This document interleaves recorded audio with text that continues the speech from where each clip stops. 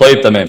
اي شركه حضرتك هتروح تقدم فيها، خد بالك من الاجزاء دي. هتسالك اول سؤال ايه السوفت وير اللي انت عارفه، ايه السوفت وير اللي انت اتعلمت عليه. بعد ما عملنا فيديو عن المحتوى اللي لازم او السكيلز اللي لازم تاخدها في مجال الاوتوميشن، خلينا نعرف بقى النهارده فيديو مهم جدا ان شاء الله، ايه السوفت وير اللي محتاج ادرسه عشان لو حبيت اقدم في مجال الاوتوميشن او اخش في فيلد الاوتوميشن ده، لازم يكون معايا البرامج دي انا اقدر اشتغل عليها. مع التطورات اللي بتحصل ومع مواكبه السوق اللي بقت تحصل دلوقتي، لازم تواكب التطورات دي.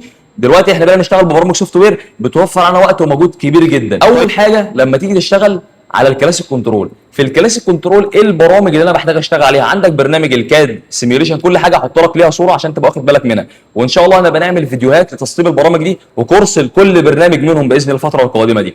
اول حاجه برنامج الكاد سيميوليشن وبرنامج الاي تي اس، وعندك اهم منهم، اهم واحد فيهم هو الاوتوميشن ستوديو. ده برنامج جميل جدا في دوائر هيدروليك ودوائر نيوماتيك، وتقدر ترسم عليه برامج، تقدر ترسم عليه دوائر الكلاسيك كنترول. خلصنا الكلاسيك كنترول كده، دي افضل برامج، وفي الاغلب البرامج اللي مشهوره كلها فري، مفيش برامج بفلوس دلوقتي. طيب تمام. الحاجه الثانيه بدات اشتغل على الوايرنج دياجرام او السيركت دياجرام، اروح اسلمه للعميل. ايه البرامج اللي بشتغل عليها؟ عندك الاوتوكاد الكتريكال، وعندك الاي بلان، والبرنامجين دول كويسين جدا، والاي بلان بنفضله اكتر في الدوائر. طيب جميل. هنيجي بقى نخش على البي ال سي. البي ال سي انا هقول لك طبعا هم كتير جدا، عندك اومرن وشنايدر ويكون ودلتا وي، برامج كتير جدا، بس هقول لك دلوقتي ايه الثلاث براندات اللي موجودين في السوق كتير جدا ومنتشرين.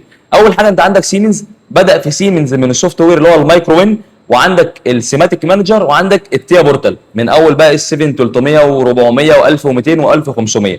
بعد كده هتلاقي عندك برنامج السوفت وير بتاع شنايدر اللي هو الايكو ستراكشر او اليونيتي برو. ثالث حاجه السوفت وير بتاع دلتا هتلاقي اسمه اي اس بي سوفت وير. طيب السوفت وير عندك بقى بعد كده عندك الين برادلي.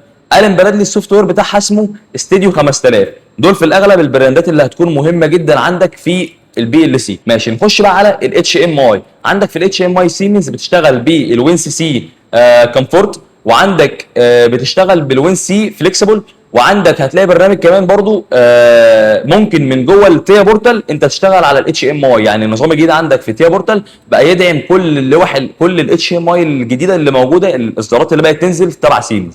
طيب عندك بعد كده شنايدر عندك هتلاقي برنامج سوفت وير اللي اسمه فيجو ديزاينر. في الاغلب ده بيلم كل الموديولات، وبرنامج سهل جدا وفري برضه.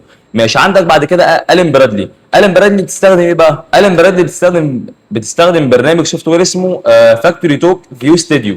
خلاص تمام. لحد كده احنا قفلنا الاتش ام اي. نخش على السكادا سيستم. عندك في السكادا سيستم الاثنين السهلين اللي تبع سيمنز وده منتشر جدا، اللي هو الوين سي، ده معروف جدا تبع الفاميلي بتاعت سيمنز، والنوع الثاني هو الفاكتوري توك ده تبع الين برادلي. الاثنين دول في الاغلب اشهرهم، وعندك برنامج كمان برضه تبع شنايدر. دول اللي منتشرين جدا في السوق. طيب عندك الانفرترز بقى.